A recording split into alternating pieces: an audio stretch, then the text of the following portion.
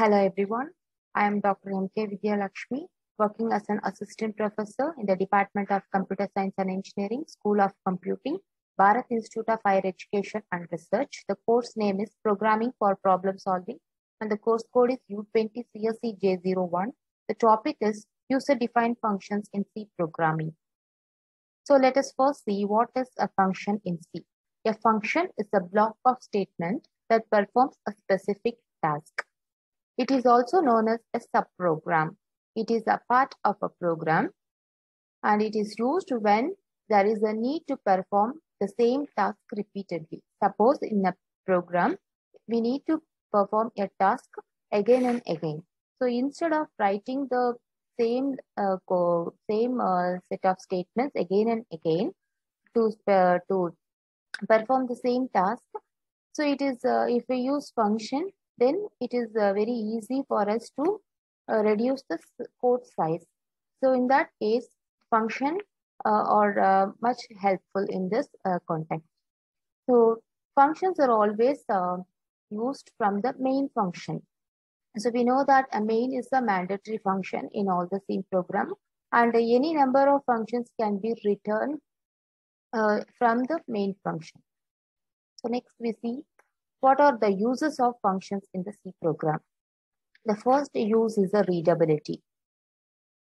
So when we write a program using functions, then the readability is increased. That is, user can easily read the program and it can understand very well because it reduces the number of statements as the programs are written in module. So this module makes the readability much more easier. Then reusability. The functions, when it is written for one specific task, can be used many times or it can be reused. So once a function is written and it is stored in the library, then we can use that function in any program. Next is easier debugging. So when we write a program using functions, the modularity of the function increases, so which increases the easy to debugging. That is, the error can be traced easily. Then this is a code size reduction.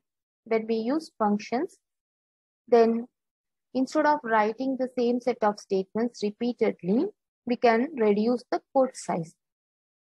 Next is what different types of functions.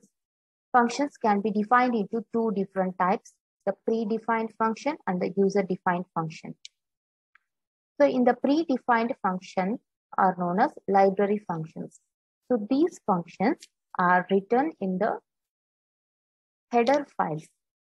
Example, a printf, scanf, and strcat are examples for library functions or predefined functions, and they have their definitions in the header files. So when we want to use this printf, scanf, and strcat, we need to include all the header files before the main function.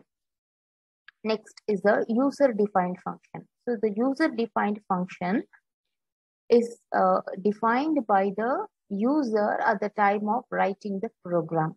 So it increases the reusability of the code.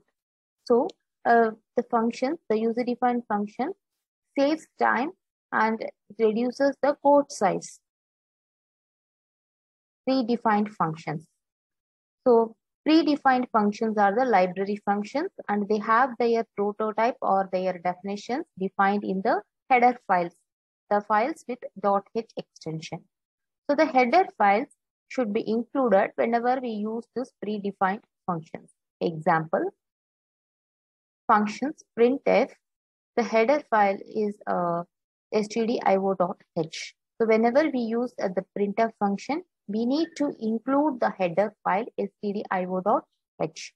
And because this printf definition is written inside the stdio.h, so we have to include the this header file whenever we use this printf function. Similarly, we have many functions, and whenever we use this predefined function, we have to include the header files. Str length is used for string length, finding the string length. So it is having its definition in string.h header file. Similarly, sqrt, which finds the square root of a number, has its definition in the math.h file. Then set date. So date related functions are stored inside this time.h header file. Next, user defined functions. So user defined functions are always written by the user. Later, it can be a part of the C library and it can be accessed from any program. So C programs can be divided into, C programming functions can be divided into three sections, namely, first is the declaration, that is function declaration, function definition, function call. So first we'll see about function declaration.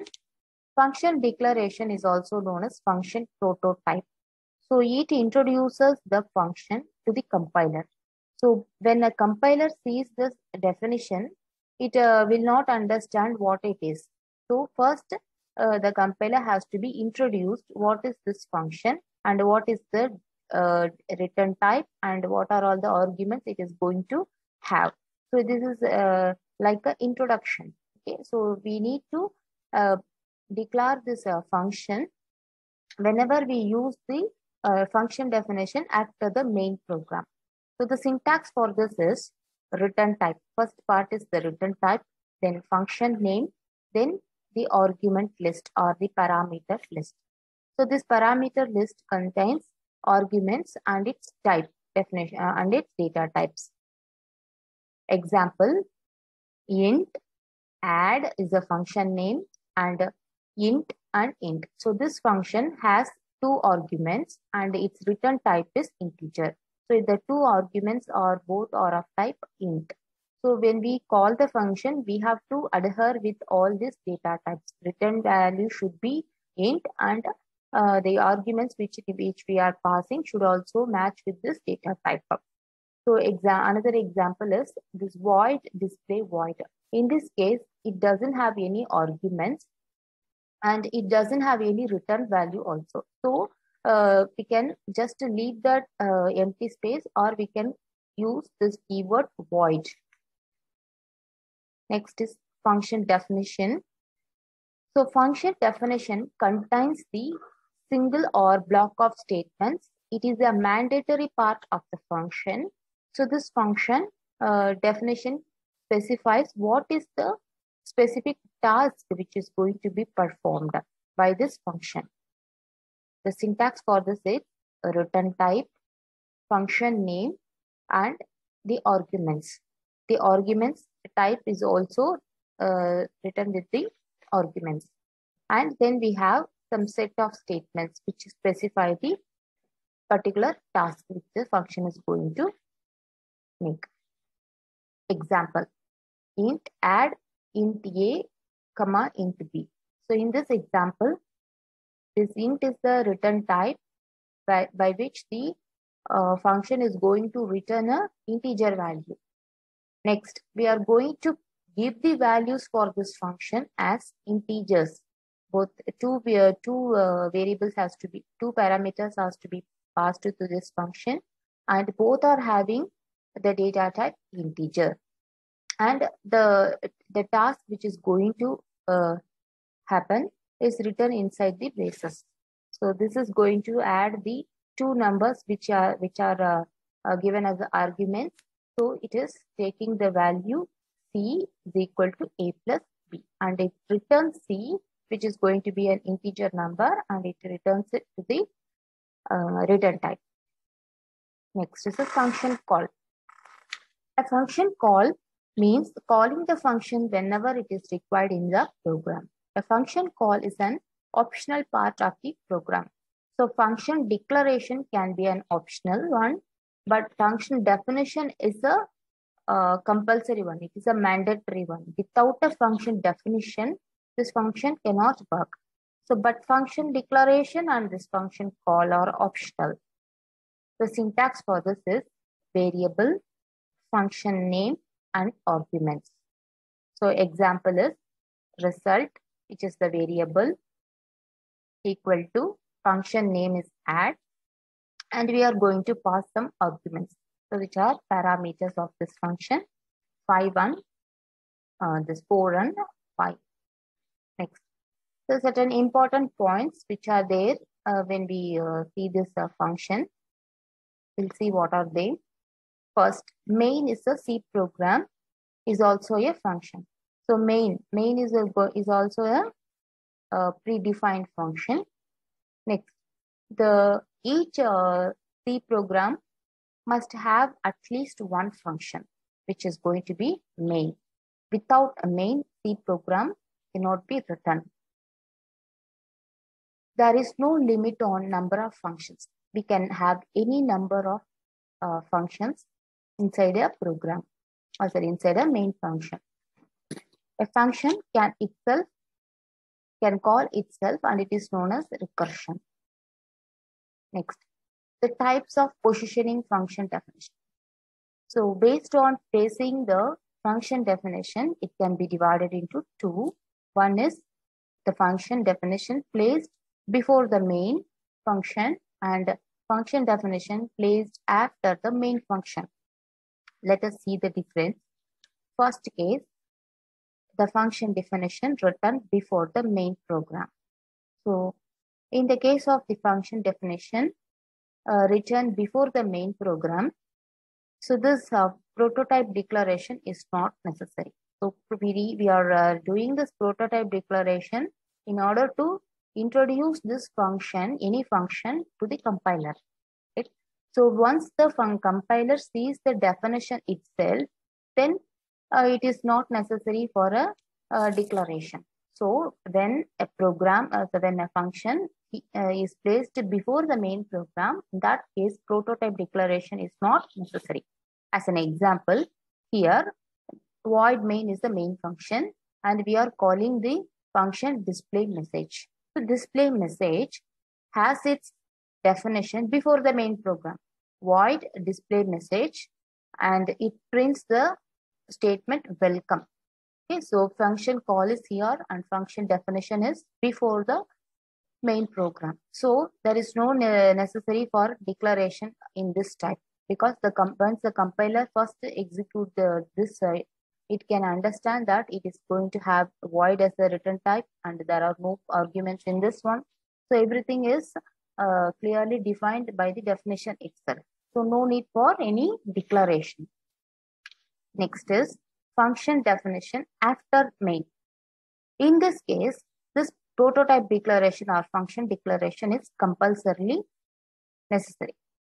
See, for example, in this example, the int sum of two numbers is going to be our function. So this is a function declaration. So our function definition is after the main.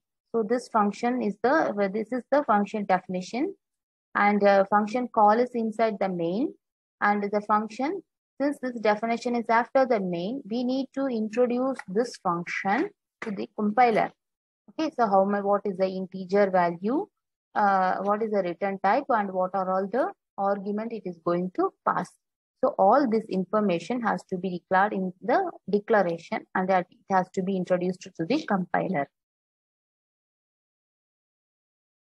Next, what are the different types of user-defined functions? There can be 4 different types of user-defined functions, namely function with no arguments or no return value, function with no arguments and your return value, function with arguments and no return value, functions with arguments and your return value. Based on the arguments, whether the function has any arguments and whether the function has any return value, it can be divided into 4. First option is functions with no arguments and no return value in C. So in this case, no argument means no data is received from the calling the function. That is, while we are calling a function, we are not going to pass any arguments to this function. That is what it means. That is, we are not going to give any arguments during function calling. Next, no return value means no data is received from the called function. That is, whenever we call a function call, and when it goes to the function definition, after function definition, it will return some value. In this case, there is no return value. So the syntax for this is, since we are not going to have any return value, it is going to be void. So void is a keyword which specifies that there is no return value. And in this argument also, we don't have any arguments. So this can also be either written as void, or you can just leave it as blank. So both the way it is correct. So function declaration has to be like this. Then function call is function name along with the arguments. So here these arguments are not there. So simply we have to just leave it as such. Then void function, then arguments, no arguments. Then we have to define all the statements. So what are all the tasks which the function is going to state? Those statements should be written within the function definition. So an example for function with no arguments and no return value in C. So here the user defined function is an area.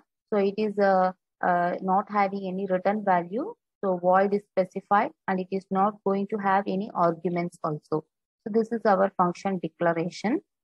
So next we start with our main program.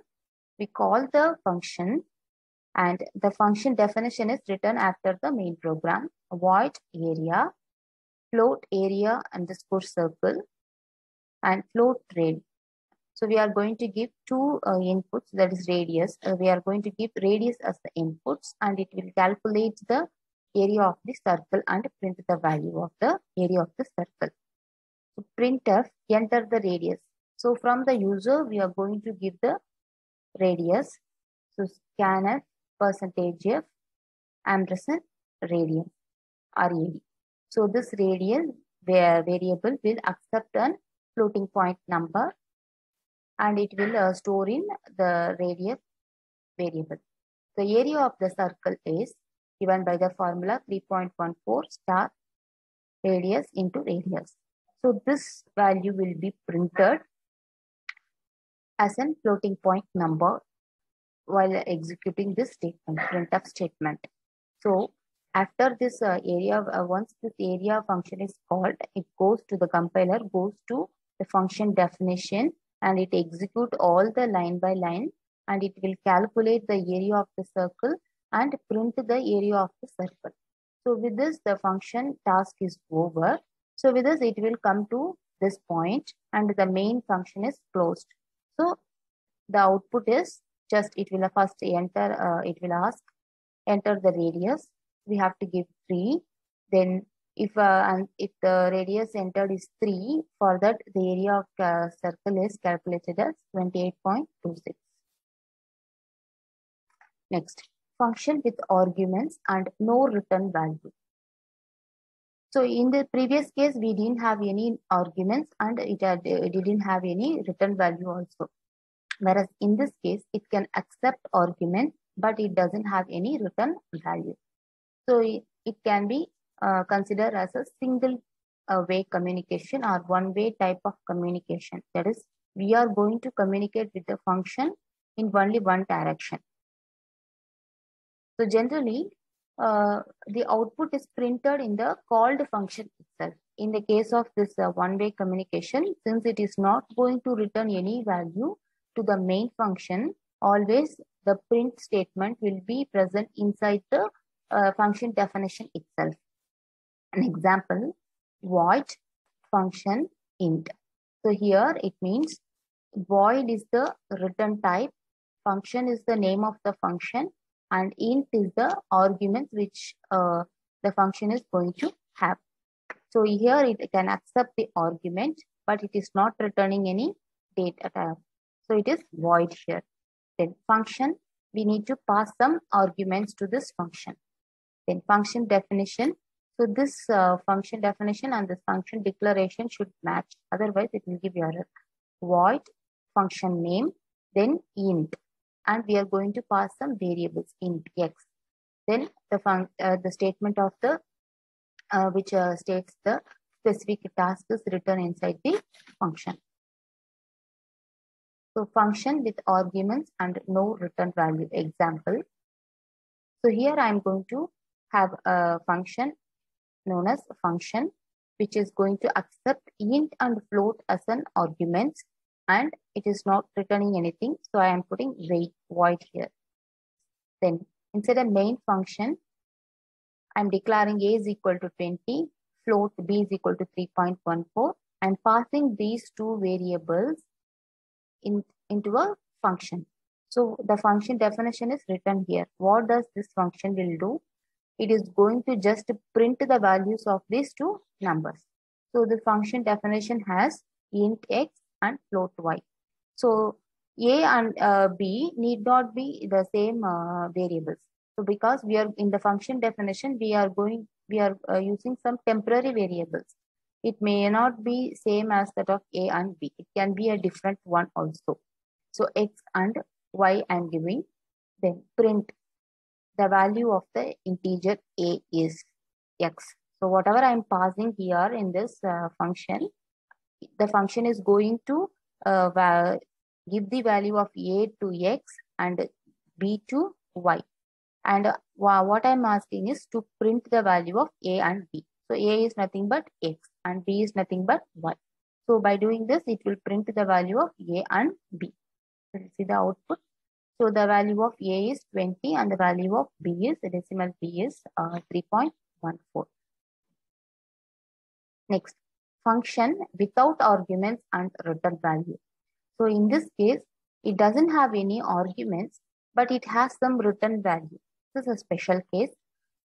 Some functions may not take any arguments, but it returns some value to the calling function. A very good example for this is getChar function. So getChar function will wait for the user to enter some character. Okay, so when a user presses any character from the keyboard, it accepts the character and it will return an integer number. So when we assign some value to this get character, it will store that number as an integer. Whatever we have entered, that particular value will be converted into ASCII value and it will be stored in that integer number. Next, syntax for this is int function, and since it is not having any arguments, it is going to be blank. Next, function call. So function call will be simply without any arguments. Then function definition, int function, statements, and return x. Since it is having a return type, we have to specify the keyword return x. An example, sum is going to be my function, int main. So this is not going to have any arguments. It is having only the return type. Int num is equal to sum. So I'm going to call this function. So this function is going to return some integer. I am going to store that integer in the num variable, and I'm going to print that. So when the compiler sees this function call, it goes here. Then it calculates the statement. It execute all the statements inside this function definition, and it will return some value to this function. Int a is equal to 50, b equal to 80, and sum. Sum is equal to a plus b. I'm going to use the sum of these two integers, and I'm going to store that in variable sum. Return sum. So this sum will be returned here. So whatever is answered. So this 80 plus 50 is 130. So 130 is stored in the sum, and the sum is returned here. So and that value will be stored inside this num variable. So when I print the num variable, it will be an integer of value 130. So since this has a return type integer, I'm giving as integer numbers, so that that will be an integer number itself. So the output for this function will be the sum of two numbers, two given values is equal to 130, which is the sum of 50 and 80. Next, function with arguments and return value.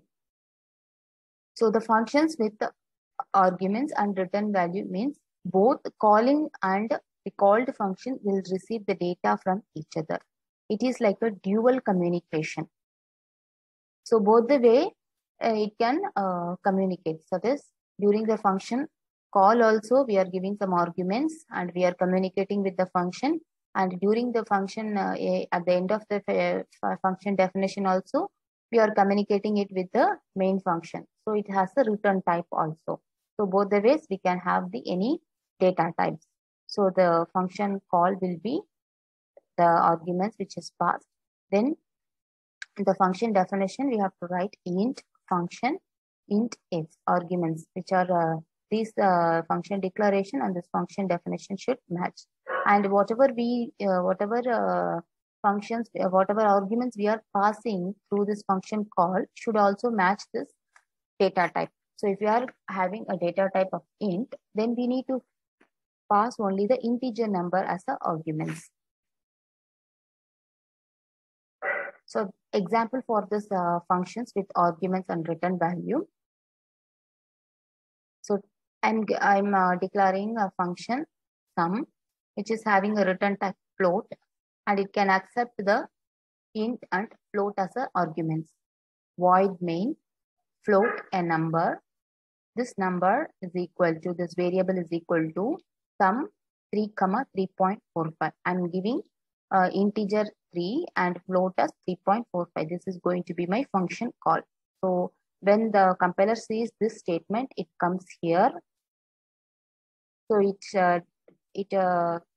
sees the correct whether this 3 and this int a is matching, and this b and its data type is matching. Yes, it is matching. Then it goes to the statements. So it will find out the result a plus b. So the result is nothing but addition of these two numbers, that is 6.45. And this function, after this function definition, it is going to return the result. So the result is 6.45.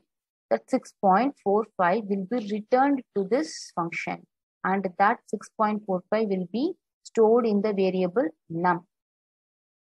So the output will be the sum of, so again here in the main function, I'm going to print the value as sum of given two values as 6.45.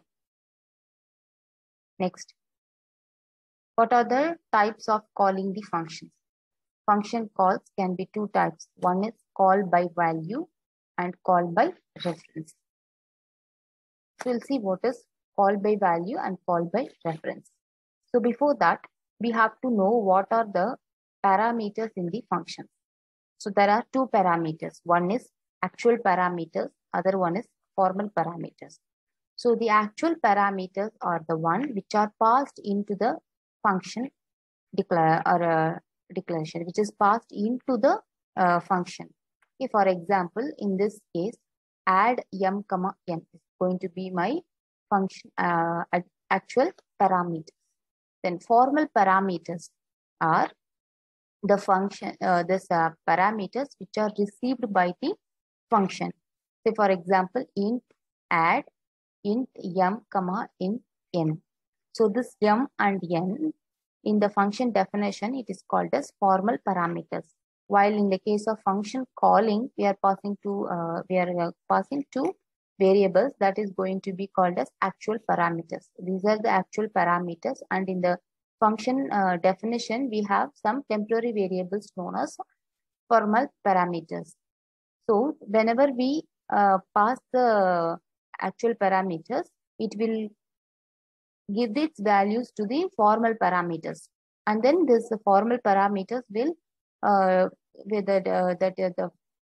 the statements inside this definition will use only the formal parameters, and it will return the answer to this main function. Next, we'll see by what is meant by call by value. This method copies the actual value of the argument into the formal parameter of the function. In this case, the changes made to the parameter inside the function have no effect on its argument. Say for example, int m is equal to 10. n is equal to 20. I am going to assign m is equal to 10 and n is equal to 20. And I am going to pass this m and n inside a function called as add. So add m comma n. This is going to be my formal parameters. This is my original formal parameters. So m contains 10 and n contains 20. Next, I am going to use this function declaration. So this for this function add, I am going to use the function definition here, int add int m comma int n. So which means we are going to pass the values m and n to the actual, these are the actual parameters, and these parameters, actual parameters, will be transferred to the formal parameters. In the function definition, this m and n are called as formal parameters. So the values of this actual parameters will be transferred to the formal parameters. So this function definition will consider only the formal parameters. So in the formal parameters, I'm going to change the value of m is equal to 20 and n is equal to 10. So in this case, m is going to have the value as 20 and n is going to have 10. So this will not affect the original m and n value. So this is only happens only within the function only. So this m and n value will be assigned only for the inside the function alone. So this change will not be effective in the main program. This m and n value will not be changed. Only the temporary variables only the answer will be varied. So when we try to print the m value and n value in the main function, we will be getting the answer as m is equal to 10 and n is equal to 20. So this answer is not changed at all. Okay, to demonstrate that, we have a program, swap int x and int y. Int main, so I am declaring a is equal to 100 and b is equal to 200. So what happens if you are using this before the swap, and what is the answer after the swap? We will be printing the values. So before the swap, the value of a is, so it is going to be 10. Okay, sorry, it's going to be 100. And before the value of b, what is the value of b? Next, we are going to call the function swap. So swap is returned here, the definition here. So inside the swap, I have written that. So I'm passing the variables a and b here. So this is called as actual variables. I'm going to pass the actual variable values to the temporary variables. Okay, so this is called as formal parameters. So I'm going to pass the values of a and b to x and y. So a will be assigned to x and b will be assigned to y. So now here x will have 100 and y will be having 200. Now inside the function, I am going to just swap the values. I am going to assign x is equal to 200 and y is equal to 100, and I am going to return it. So if the return comes, then it will be, the function will be returning to the main function. So after the swap, what is the value of a and b? So here the answer is same, because it is not going to get changed, because we are going to use this temporary variables only inside this function. Okay, so this answer will not be reflecting inside the main function. So the answer of a and b will remain as same itself. So for example, the answer, the output of this program is a is 100 and b is 200. When we swap also, a is unchanged and it remains as 100, and b is unchanged and it remains as 200 itself. Next, call by reference. Instead of passing the values, in this one, we are going to pass the reference, or we are going to pass the address of the formal parameters. Okay, so inside the function, address is used to access the actual argument used in that call. So for an example, we'll take the same example in the previous case. M is equal to 10 and n is equal to 10. I'm going to add and I'm here, add is a function. So inside add, I'm going to pass this reference parameter ampersand m, okay, which means address of m is passed to this function. So similarly, address of n is passed to this function. So when it comes to function definition, we need to write, since we are dealing with address, we need to give a pointer value. So it is going to be an integer pointer. So int pointer ptr1 is a pointer which is going to store the integer integer value. Another pointer which is also going to store the integer number. This ptr1 and ptr2 will represent the address. Okay.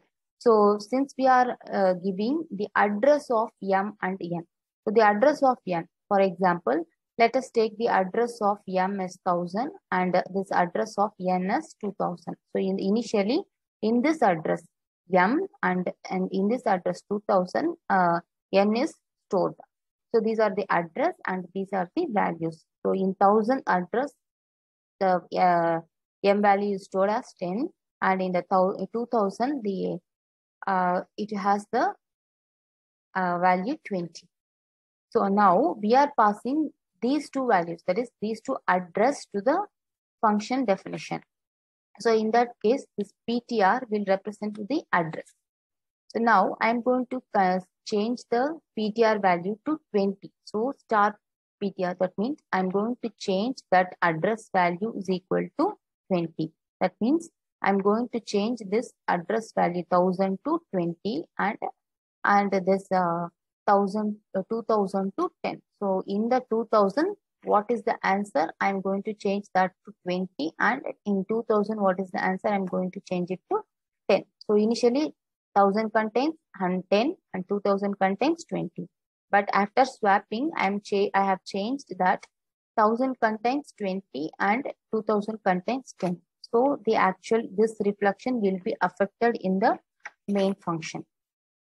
So let us print the value of m and n. So if you print this value, it will show that the numbers have swapped, because we have swapped in the address itself. Okay. So in the case of a call by value, the swapping doesn't have any effect in the main function, whereas here the value is getting swapped. So to show this demonstration, we have an example swap. We are giving pointers as an arguments, integer pointer x and integer pointer y. Main int a equal to 100, int b is equal to 200. So what is the answer? We have to print the value of a and b before swapping and after swapping. So before swapping, it will be 100 and 200. So when we call the function swap, we are going to pass the values as address of a and address of b. So here address are passed. So when it sees the function call, it goes to here. It will see the function definition.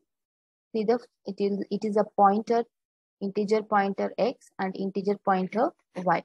So here we are changing the values for the address itself.